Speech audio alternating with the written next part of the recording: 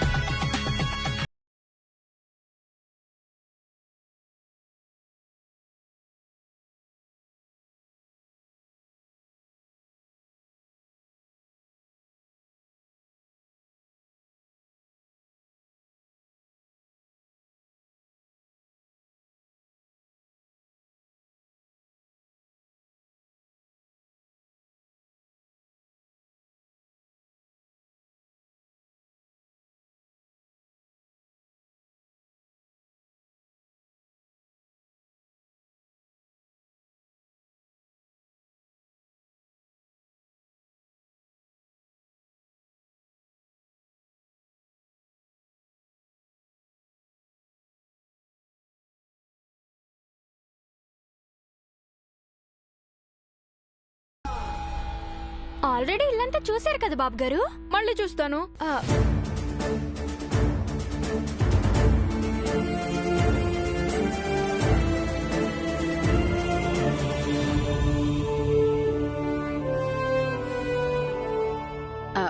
రామ్మా కూర్చుంది గాని.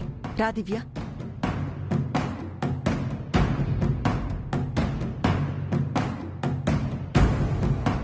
సార్, అవి ఇల్లంతా చూడడానికి వెళ్తున్నాడండి. మీరు మేడం గారు కలిసి ఉన్న ఫోటోలు చూస్తాడేమో. నో ప్రాబ్లం చారీ.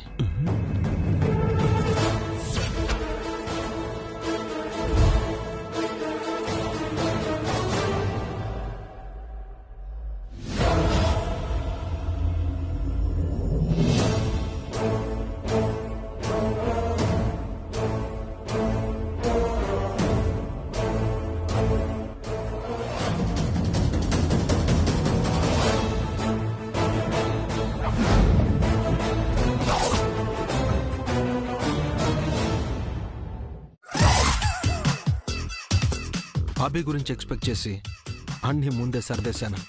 మీరు సూపర్ సార్. మీ ముందు జాగ్రత్త ఇంకా సూపర్ అండి. లేకపోతే మీలా అజాగ్రత్తగా ఉంటారని అన్నారు.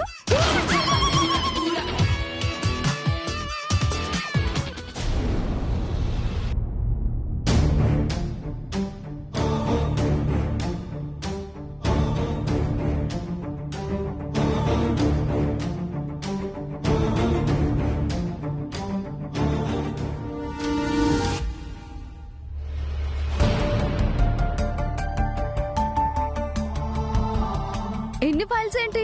అంటే మేడం గారు ఆఫీస్కి రాక చాలా రోజులైంది కదా, ఫైల్స్ పేరుకుపోయాయి. ఓ గాడ్, ఇప్పుడు ఇవన్నీ నేను చూడాలా? మీకు బర్డెన్ అయితే మేడం గారే చూస్తారులేండి మేడం. మేడం గారిని కాల్ చేసి రమ్మంటాను. ఓదు, మామ్ని డిస్టర్బ్ చేయకండి. తను ఓ ఇంపార్టెంట్ వర్క్ లో ఉంది.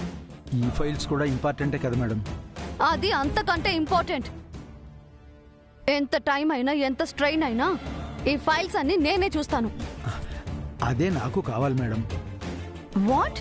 అంటే ఫైల్స్ ఫినిష్ అవడమే కావాలి అంటున్నాను madam.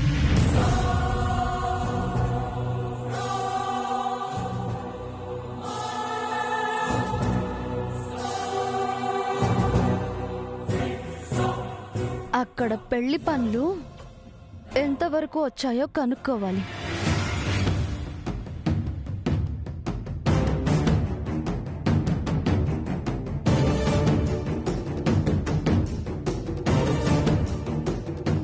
number you are calling is currently not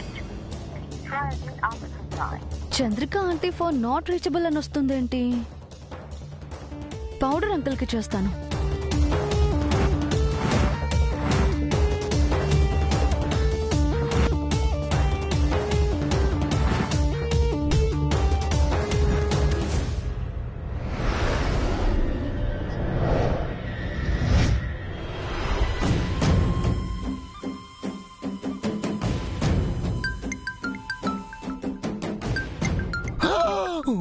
అమ్మో,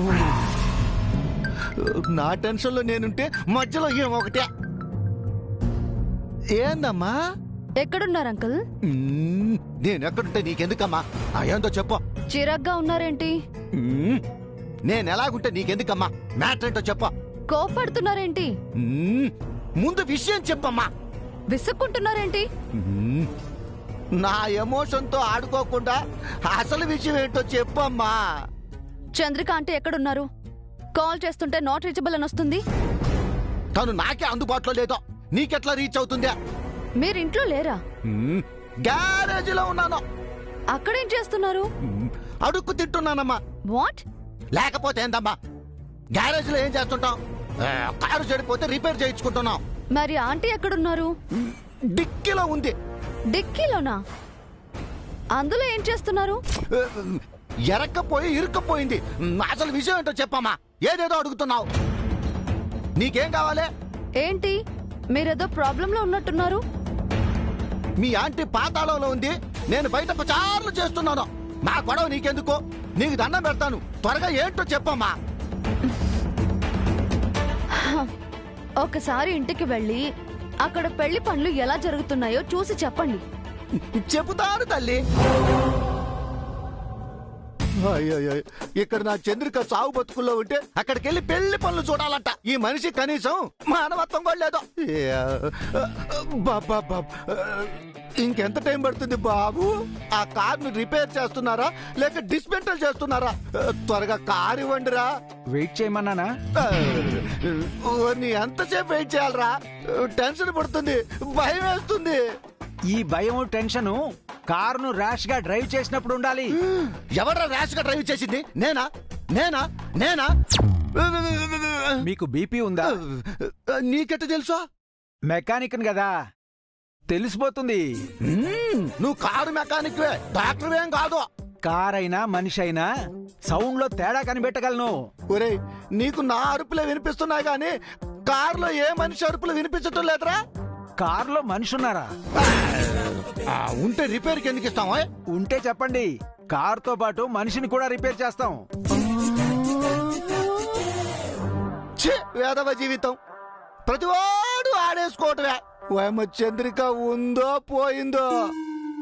చంద్రిక,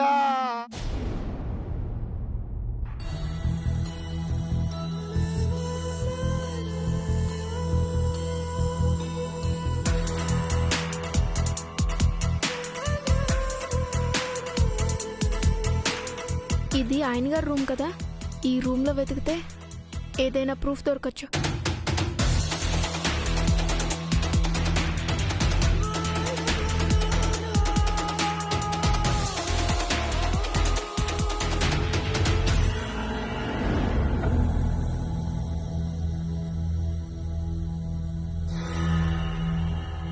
అభిబాబ్ ఏంటి జై అంకుల్ రూమ్ లోకి వెళ్ళాడు? ఈ విషయం వెంటనే నాన్నకి చెప్పాలి.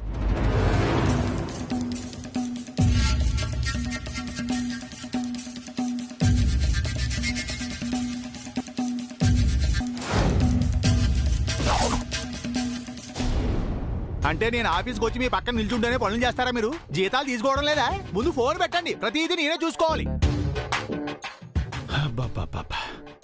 ఒక్క రోజు నేను ఆఫీస్కి వెళ్ళకపోతే ఒక్కరూ పని చేస్తావరే. జైసారేమో నేను చెప్తే పట్టించుకోరు. ఏమిట్రా, ప్రకృతి ఏమైనా పిలుస్తోందా? పిలిస్తే బాత్రూమ్ లోకి వెళ్ళాడు. ప్రకృతి పిలవట్లేదు నాన్నారు, ప్రమాదం పిలుస్తుంది. ప్రమాదమా? అభిబాబు జై అంకుల్ రూమ్ లోకి వెళ్ళాడు. ఓ సంతేనా? రే, తండ్రి రూమ్ లోకి కొడుకు వెళ్ళడం తప్పేం కాదు, పైగా అది ప్రమాదమూ కాదు.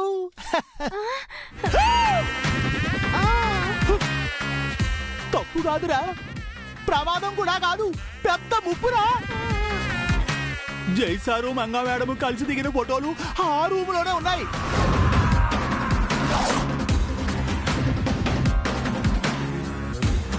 అవి గాని అభిబాబు చూశాడంటే ప్రమాదం కాదురా, సునామీ వస్తుంది. వెంటనే ఈ విషయం జైసారికి చెప్పాలి. ఆ రూమ్ లో ఫోటోలు ఎక్కడ దాచిపెట్టారో ఏమిటో. పదా ఏంటి తండ్రి కొడుకులు ఇద్దరు హడావిడి పడి జైసార్ ఎక్కడ మేడం? ఇప్పుడే అటు వెళ్ళాడు. ఆ, ఇంతకీ ఏంటి విషయం? అది చెప్పు ఆంటీ, నాన్న రండి. పదా.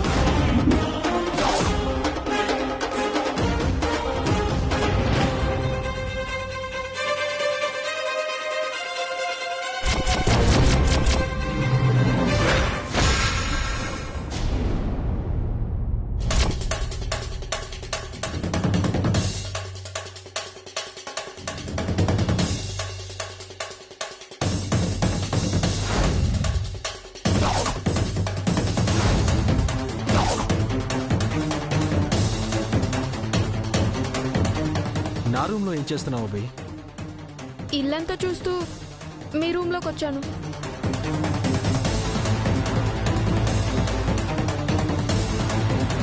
నా రూమ్ నచ్చిందా? ఈ ర్యాక్ లో ఏమున్నాయి? నా పర్సనల్ థింగ్స్ ఉన్నాయి. నేను ఒకసారి చూడొచ్చా? పర్సనల్ అని చెప్తున్నారు కదా అభి, ఎలా చూస్తావు? అయినా ఆయన పర్మిషన్ లేకుండా ఆయన రూమ్ లోకి రావచ్చా? తప్పు కదా. చిన్న పిల్లలకు పర్మిషన్ ఏంటి చారి? చిన్న పిల్లలైనా పెద్దవాళ్ళైనా పద్ధతి పద్ధతే సార్. అంటే ఏంటి నాన్నారు? అభి బాబుకు పద్ధతి తెలియదంటున్నారా? మేనర్స్ లేవంటున్నారా? వాళ్ళ అమ్మగారి పెంపకాన్ని ప్రశ్నిస్తున్నారా? రోషం పౌరుషం ఇలాంటి పెద్దవాళ్ళకి కాదు, మాలాంటి పిల్లలకు ఉంటుంది. మాకు కూడా మేనర్స్ తెలుసు. ఇంకెప్పుడు ఎవరి పర్మిషన్ లేకుండా వారి గదిలోకి వెళ్ళాం. వారి పర్సనల్ థింగ్స్ ముట్టుకోం. అలా అని ప్రామిస్ చేస్తున్నాం. పదండి అభి బాబు. Something is wrong. ఈ ర్యాక్ లో ఏదో ఉంది. ర్యాక్ ఓపెన్ చేస్తుంటే ఇతను ఆపాడు. ఇక్కడి నుంచి వెళ్లేలోపు మళ్ళీ ఈ రూమ్ కి రావద్దని చారుకేసి ఇండైరెక్ట్ గా చెప్తున్నాడు. ఇక్కడి నుంచి వెళ్లేలోపు ఏదో ఒకటి తెలుసుకోవాలి. రండి అభి బాబు, రండి. రండి అభి బాబు.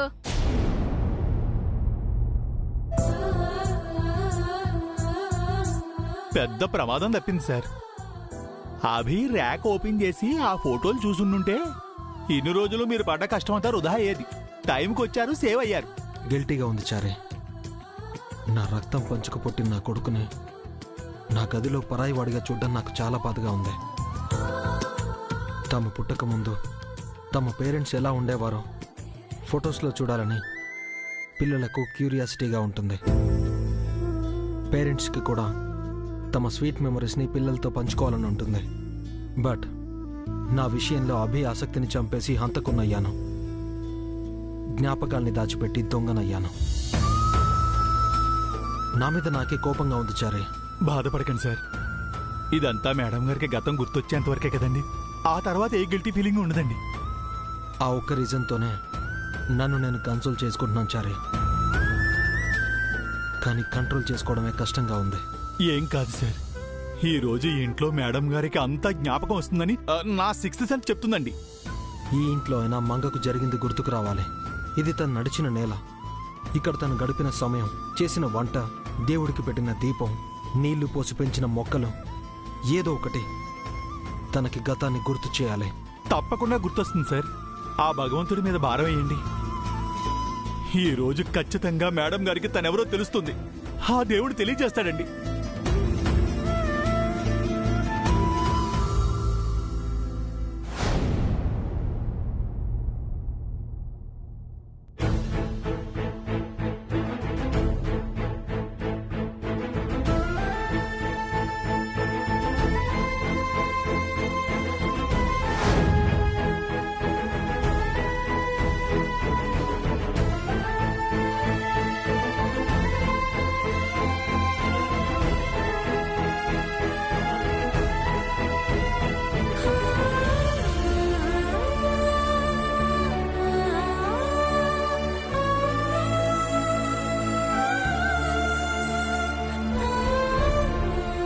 అమ్మా ఇలా రామ్మా, మా పూజ గది చూద్దు గాని. ఇప్పుడు పూజ గది ఎందుకు కల్పన? దేవుడి గది చూస్తే మంచిది కదా బామ్మగారు. ఒకప్పుడు మంగ పూజించిన గది అది. తను అలంకరించిన పటాలు, మొక్కిన దేవుళ్ళు, పెట్టిన దీపాలు, ఇచ్చిన హారతులు, చేసిన పూజలు అప్పుడే మర్చిపోయారా? అవన్నీ చూస్తే ఈ జానకి తన గతం గుర్తు రావచ్చేమో. నిజమేనండి, దేవుడి సన్నిధిలో తనకన్నీ గుర్తుకు రావచ్చు. రామ్మా, మా అమ్మాయి పూజించిన దేవుళ్ళని చూద్దు గాని. రా రామ్మా రా.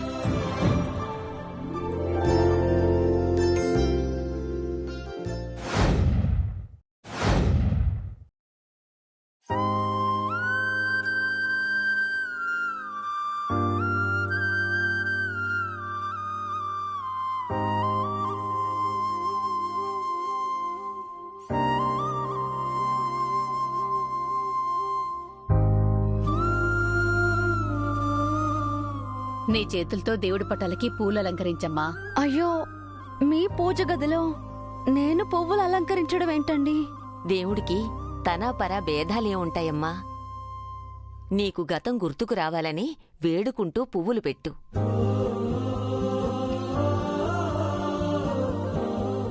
పెట్టమ్మా.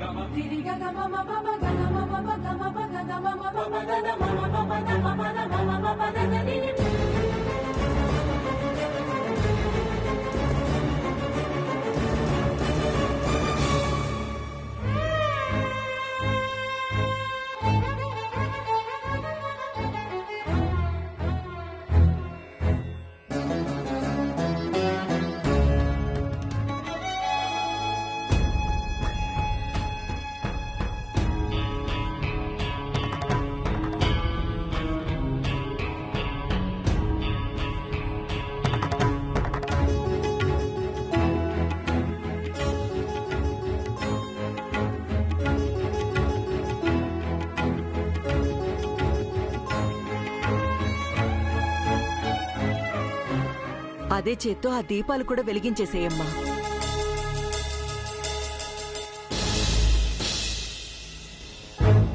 వెలిగించమ్మా.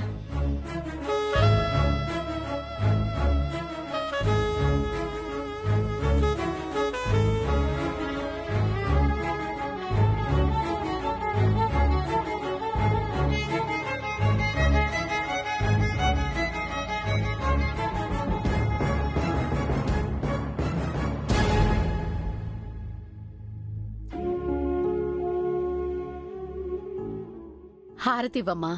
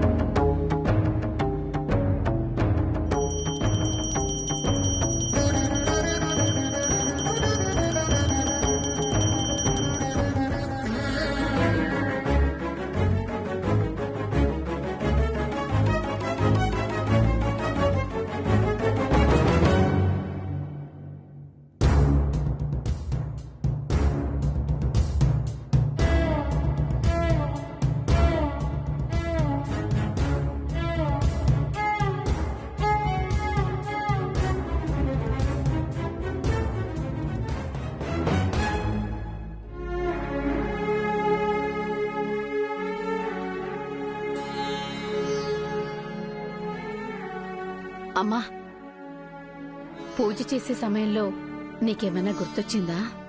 లేదండి. అంటే నీకేమీ అనిపించలేదా?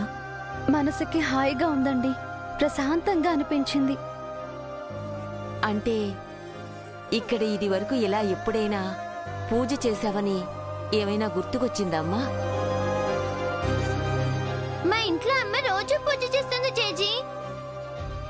కాకపోతే మా పూజ గదిలో 2 పటాలున్నాయి, ఇక చాలా పటాలున్నాయి. ఎంతమంది దేవుళ్ళుండి ఏం ప్రయోజనమమ్మా? దీపం పెట్టి పూజ చేసే ఇల్లాలు ఇక్కడ లేదు. మీరు చెప్తుంది మంగగారి గురించే కదండి?